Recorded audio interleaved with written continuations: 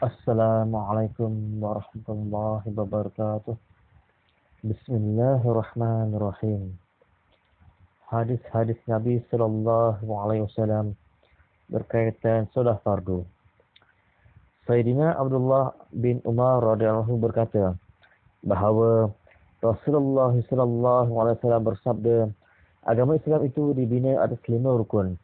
Persaksian bahawa tiada Tuhan selain daripada Allah Subhanahu wa taala, yakni memberi persaksian bahawa tiada sebarang Tuhan yang layak disembah dan layak untuk kita mengabdikan diri kepadanya selain daripada Allah Subhanahu wa taala, dan bahawa sesungguhnya Nabi Muhammad sallallahu alaihi wasallam itu ialah pesuruh Allah Subhanahu wa taala, mendirikan solat, menunaikan zakat, mengerjakan haji serta berpuasa pada bulan Ramadan. Hadis riwayat Bukhari. Hazrat Jubair bin Nufair radhiyallahu meriwayatkan secara mursal bahawa Rasulullah sallallahu alaihi wasallam bersabda, aku tidaklah diperintahkan supaya mengumpulkan harta dan menjadi seorang peniaga, tetapi aku telah diperintahkan hendaklah kamu sentiasa bertasbih dan memuji Tuhan kamu, dan hendaklah kamu menjadikan diri kamu di kalangan orang yang bersujud, yakni yang mendirikan solat, dan beribadatlah kepada Tuhan kamu sehingga maut datang menemui kamu. Dipetik dari Syarhus Sunnah, ini Mishkatul Musabih. Sayyidina Abdullah bin Umar radhiyallahu meriwayatkan tentang soal jawab Jibril alaihissalam dengan Nabi sallallahu alaihi wasallam berkenaan Islam.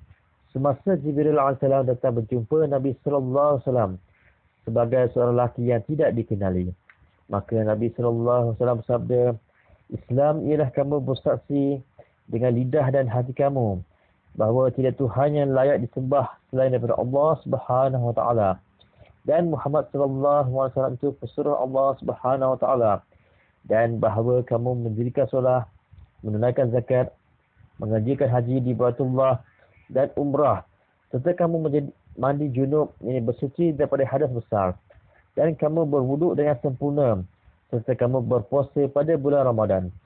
Jibril alaihissalam bertanya, apabila aku melakukan perkara-perkara itu, adakah daku menjadi seorang Islam? Nabi sallallahu alaihi wasallam menjawab, ya. Jibril alaihissalam lalu berkata, kamu telah berkata benar. Dipetik dari Ibnu Khuzaimah.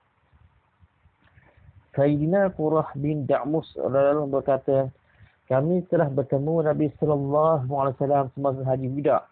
Maka kami berkata, wahai Rasulullah, apakah perkara yang Tuhan ingin wasiatkan kepada kami? Baginda sallallahu alaihi wasallam bersabda, daku wasiatkan kepada kamu supaya kamu mendirikan solat, menunaikan zakat, mengerjakan haji di Baitullah. Kamu hendaklah berpuasa pada bulan Ramadan. Pada bulan tersebut terdapat satu malam yang lebih baik daripada 1000 bulan. Kamu juga hendaklah mengharamkan diri daripada membunuh orang Islam dan kafir zimmi, serta mengambil harta mereka kecuali dengan hak. Walau bagaimanapun, apabila mereka melakukan apa-apa jenayah, maka harta dan nyawa mereka boleh diambil sebagai hukuman mengikut hukum Allah Subhanahu wa taala.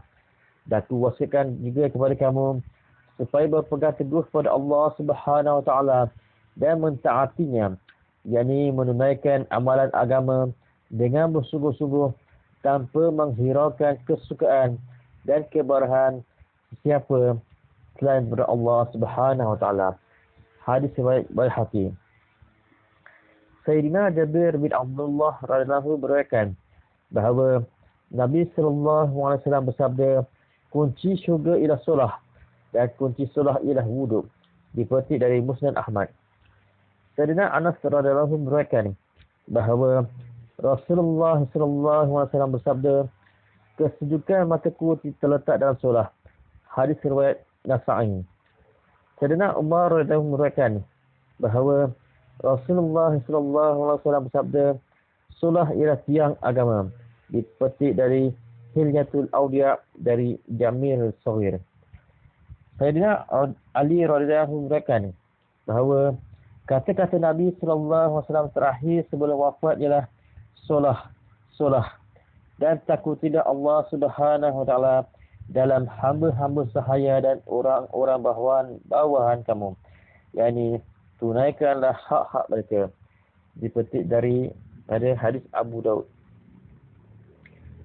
Sayyidina Abu Umamah radhiyallahu meriwayatkan bahawa Rasulullah sallallahu alaihi wasallam datang dari Khaybar bersama baginda sallallahu alaihi wasallam.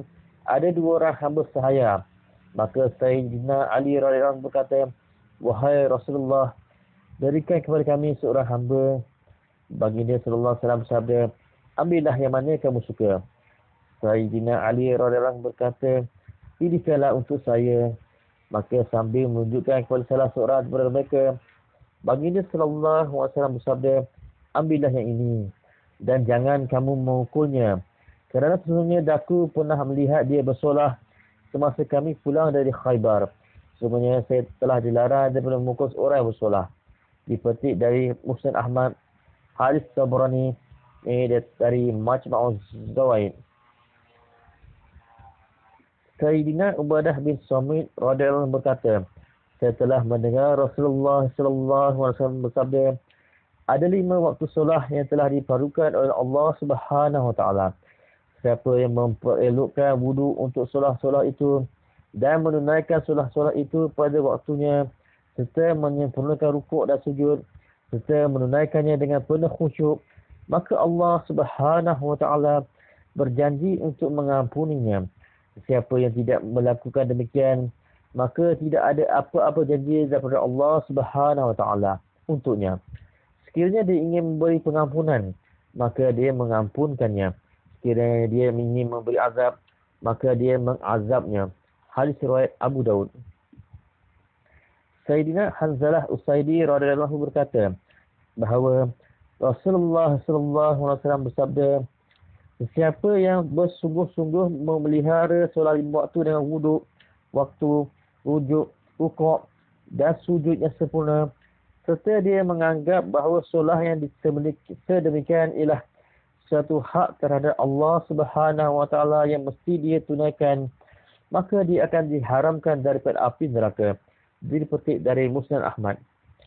Sayyidina Abu Qatadah bin Rabi'i radhiyallahu berkata bahawa Rasulullah sallallahu alaihi wasallam bersabda, Allah Subhanahu wa taala berfirman, sungguh aku telah memfardukan ke atas umatmu 5 waktu solat dan aku telah berjanji dengan diriku bahawa sesiapa yang datang kepadaku dengan keadaan dia memelihara solat-solat itu tepat pada waktunya, maka aku akan memasukkannya ke dalam syurga. Siapa yang tidak memelihara solat-solat itu, maka tidak ada sebarang janji baginya di sisiku sama ada aku memaafkannya atau mengazabkannya. Hadis riwayat Abu Daud. Sayyidina Utsman bin Affan radhiyallahu meriwayatkan bahawa Rasulullah sallallahu alaihi wasallam bersabda, siapa yang meyakini bahawa solat ialah satu hak yang wajib ditunaikan, maka dia akan memasuki syurga.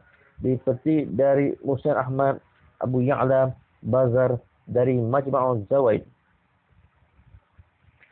Sayyidina Abdullah bin Qut radhiyallahu meriwayatkan bahawa Rasulullah sallallahu alaihi wasallam bersabda, perkara pertama yang akan dihisab terhadap seorang hamba pada hari kiamat ialah solat.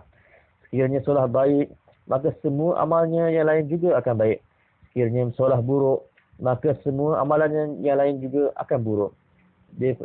Dipetik daripada Tabrani dari Targhib. Sayyidina Jabir radhiyallahu berkata bahawa seorang lelaki berkata kepada Nabi sallallahu alaihi wasallam, sungguhnya ada seorang bersolat pada waktu malam, tetapi pada waktu pagi dia mencuri.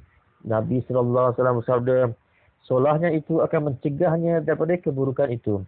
Dipetik dari Bazar Majma'uz Zawaid.